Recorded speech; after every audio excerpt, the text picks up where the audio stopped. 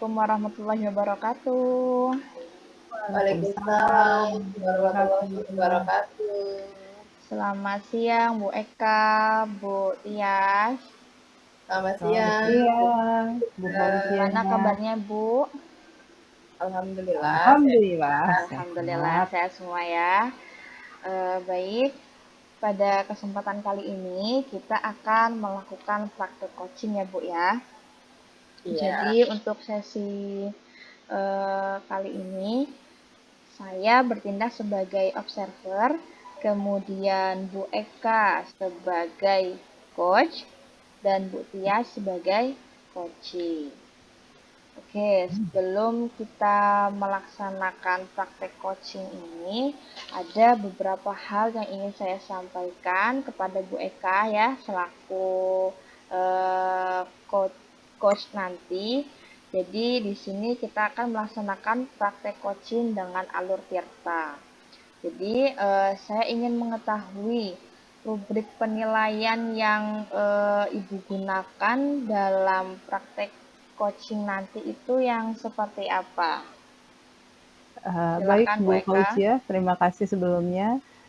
Rubrik penilaian pada saat nanti coaching yang akan saya gunakan adalah menggunakan alur Tirta, yaitu dengan menggali tujuan dari coaching itu nanti apa, kemudian mengidentifikasi masalah dari coachee apa saja, kemudian mengeksplorasi rencana aksi dari coachee, dan kemudian menggali komitmen atau tanggung jawab coachee setelah mendapatkan solusi. Demikian, Bu. Oke, baik. Jadi itu rubrik yang Ibu gunakan ya untuk praktek coaching nanti. Ya, betul. Selanjutnya, kompetensi coaching apa sih yang ingin Ibu kembangkan nantinya? Ya, kompetensi coaching yang ingin dikembangkan yaitu presence atau kesadaran penuh, kemudian mendengarkan aktif, dan mengajukan pertanyaan berbobot. Ya. Selanjutnya, dari kompetensi tadi, kompetensi mana yang lebih spesifik yang akan Ibu kembangkan? Yang ingin saya kembangkan yaitu mendengarkan aktif, Bu. Oke, mendengarkan aktif. Jadi dari kompetensi itu tadi, indikator ketercapaian dari tujuan pengembangan yang diinginkan Ibu seperti apa, Bu? Di sini diharapkan sih saya bisa mendengarkan secara fokus percakapan atau coaching dengan coachee. Gitu. Oke. Kemudian tidak menjudge coachee, kemudian tidak memberikan asumsi, dan tidak mengaitkan dengan pengalaman saya sendiri. Seperti itu, Bu. Ya, jadi itu tadi indikator yang Ibu harapkan nanti ya Bu ya. Semoga untuk praktek coaching nanti bisa terlaksana dengan lancar. Oke, baik Ibu. Saya persilahkan untuk mulai melakukan praktek coachingnya. Baik, terima kasih Bu. Bu Tias, siap? Ya, siap, Ibu. Oke. Baik. Assalamualaikum, Bu Tias. Waalaikumsalam, Bu. Apa kabar, Bu? Alhamdulillah sehat. Alhamdulillah. Ya, Bu. Ada sesuatu halkah yang mau kita perbincangkan siang ini? Kok kayaknya serius banget nih? Iya nih, Bu. Ini ada masalah yang membuat saya agak berpikir nih, Bu, gitu. Dari kemarin-kemarin saya masuk kelas gitu, setelah keluar kelas tuh saya terbebani dengan masalah ini gitu. Jadi saya harapkan dengan ngobrol dengan Bu Eka ini bisa membantu saya untuk mencari solusi atas permasalahan yang saya hadapi begitu, Bu. Ya, Bu. Masalahnya apa tuh, Bu? Oh, jadi masalahnya itu ada 2 anak nih, Bu, di kelas saya gitu. Kebetulan kan saya mengampu kelas 6. Nah, ini tuh kok saya menemukan ada 2 anak yang Kemampuan membacanya tuh masih minim gitu, tidak sesuai dengan kompetensi membaca di kelas 6 gitu.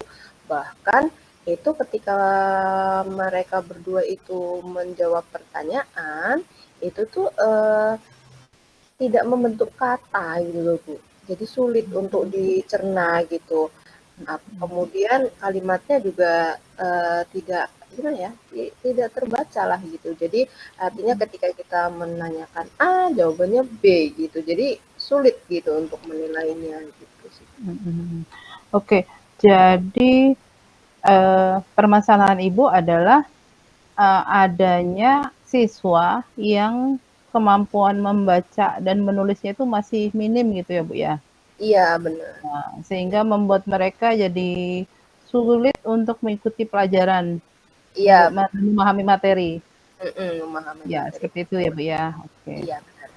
Lalu uh, yang ingin Ibu dapatkan dari percakapan kita siang ini apa Bu? Yang saya harapkan Ibu bisa membantu saya untuk mencari solusi atas masalah ini. Tidak terlalu muluk-muluk sih Bu sebenarnya keinginan saya gitu.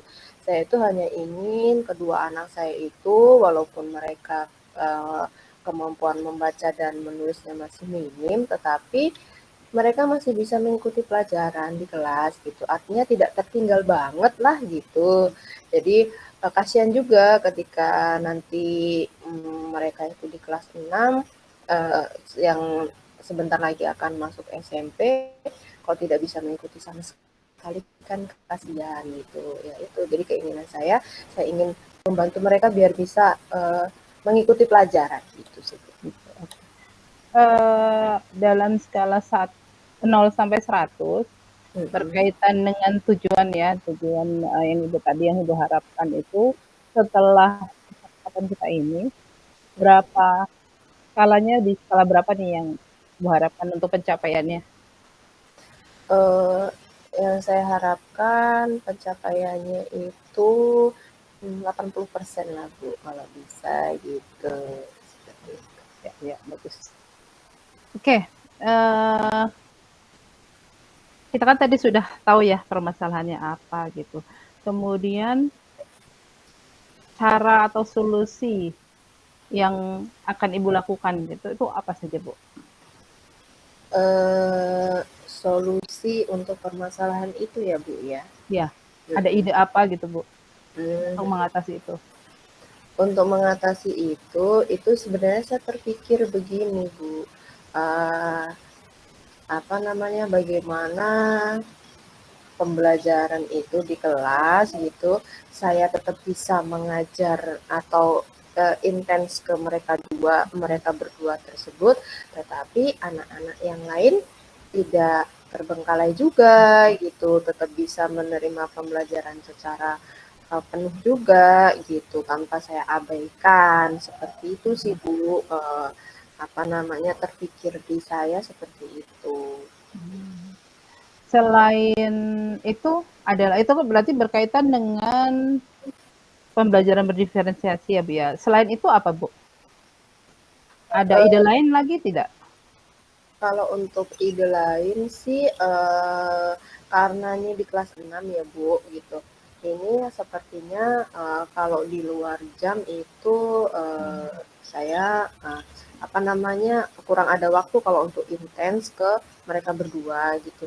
Yang sebenarnya Bu, mereka berdua ini dulu adalah anak saya gitu. Jadi kan dulu saya kan sebelum wali kelas 6, saya wali kelas 3 tuh. Nah, di kelas 3 itu saya ketemu dengan mereka dan saya pernah menerapkan jam ke-0 waktu itu untuk intensif membantu mereka untuk bisa lancar membaca dan menulis gitu. Nah, setelah saya ketemu di kelas 6, lah kok masih sama gitu kemampuannya, seperti itu sih Bu. Kemudian kalau untuk saya kembali menerapkan hal tersebut atau menerapkan jam 0 di kelas 6, sepertinya sulit Bu gitu. Apalagi di semester 2 ini sudah ada jam tambahan seperti les untuk menghadapi ujian gitu. Untuk terlalu fokus untuk mereka berdua, kasihan dengan kawan yang lain. Itu sih Bu. Oke. Ya. Kemudian berarti hanya memaksimalkan pembelajaran di kelas itu, apa saja yang mau Ibu siapkan, yang harus Ibu siapkan? Ya, uh, yang akan saya siapkan karena terkait solusi yang akan saya gunakan itu adalah pembelajaran diferensiasi. Itu jadi di awal saya akan melakukan apa namanya, mengidentifikasi kesiapan belajar siswa dulu Bu, terkait dengan kemampuan membaca dan menulis gitu. Jadi terkhusus untuk kesiapan belajar membaca dan menulis itu saya coba cari tahu dulu, kemudian setelah itu saya akan bagi nih anak saya dalam satu kelas itu menjadi 3 kelompok gitu, di mana ada kemampuan membaca menulis yang sudah bagus, kemudian yang sedang dan yang kurang tadi itu. Yang kurang ada 2 anak tersebut nanti masuk di yang pembelajaran itu tadi sih Bu. Rencana saya seperti itu, rencana awal untuk menyiapkan pembelajaran diferensiasi sih Bu. Iya, iya. Nah, untuk memastikan rencana Ibu ini berjalan, apakah Ibu membutuhkan dukungan dari pihak lain gitu? Untuk dukungan dari pihak lain itu saya sangat butuh orang tuanya sih Bu sebenarnya. Karena mengingat apalagi kan yang itu tadi saya bilang di awal bahwa mereka sudah kelas 6, saya tidak bisa terlalu fokus untuk mengajar mereka membaca dan menulis. Artinya saya butuh menghubungi orang tua untuk meminta bantuan mereka intensif di rumah untuk memberikan atau mengawasi mereka untuk terus belajar membaca dan menulis seperti itu. Dan sebelum saya menghubungi orang tua, tentu saya harus menghubungi kepala sekolah dulu gitu untuk meminta izin rencana saya ini gitu.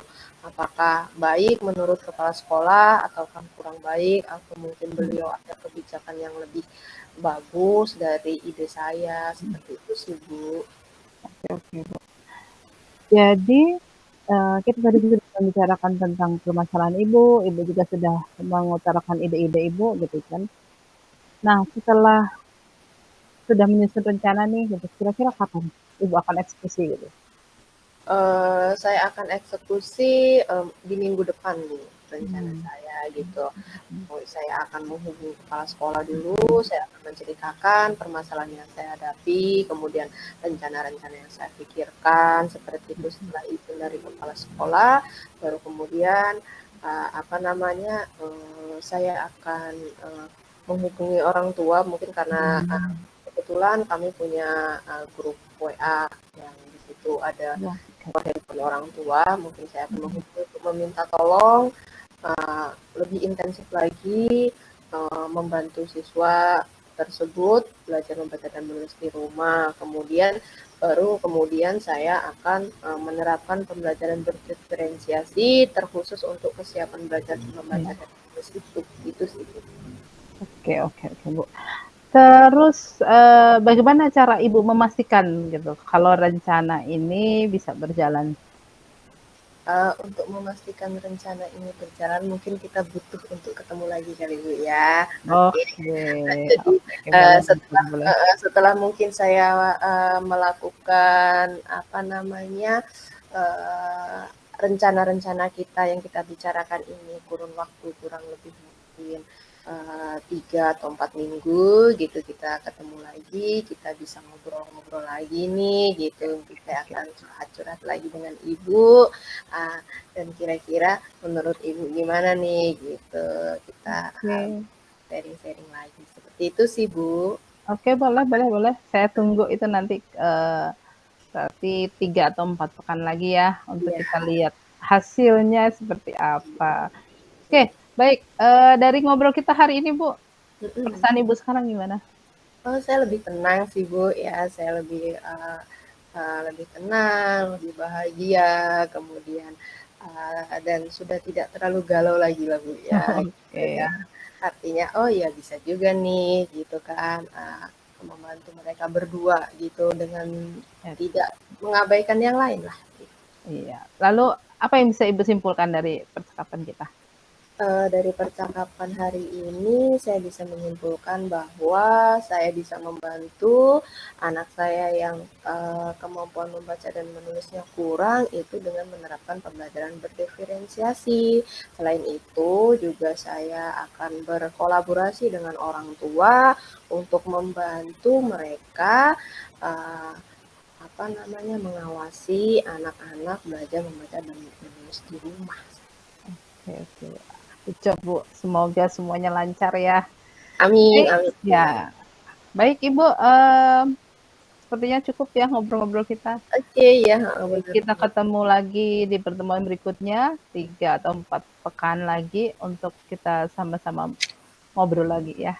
Oke, Bu. Terima kasih banyak, Bu Eka. Sama-sama Bu, terima kasih. Semoga membantu. Amin. Terima kasih. Baik, saya kembalikan ke observer, Bu Fauzia. Oke, terima kasih Bu Eka dan Bu Tias yang sudah melakukan praktek coachingnya. Jadi setelah melakukan praktek coaching ini, yang saya amati dari Bu Eka selaku coach mengenai rubrik penilaian itu saya melihat sudah sangat sesuai ya dengan alur Tirta, di mana Bu Eka itu tadi menanyakan tujuan dari obrolan itu, selanjutnya mengidentifikasi masalah-masalah yang dihadapi oleh coachingnya, kemudian menanyakan rencana aksinya seperti apa dari solusi yang sudah didapatkan. Selanjutnya ada komitmen dan atau tanggung jawabnya itu, dan hasilnya tadi memang Bu Tia sudah mendapatkan banyak ide dan solusinya Bu Tias ya, dan semoga itu bisa dijadikan acuan untuk membawa perubahan yang lebih baik lagi. Selanjutnya untuk catatannya itu sudah sangat bagus Bu Eka ya mengenai hal-hal yang dilakukan Bu Eka tadi saat melaksanakan coaching. Tidak ada asumsi yang disampaikan oleh Bu Eka. Kemudian setelah melakukan coaching tadi, saya akan melaksanakan pasca coaching, pasca observasi, mohon maaf, di mana di sini indikator, saya menanyakan mengenai indikator pengembangan yang diinginkan Bu Eka, apakah sudah tercapai atau belum? Bu Eka, silahkan. Oke, baik. Terima kasih Bu Fauzia. Untuk indikator ketercapaian pengembangan, alhamdulillah sudah tercapai.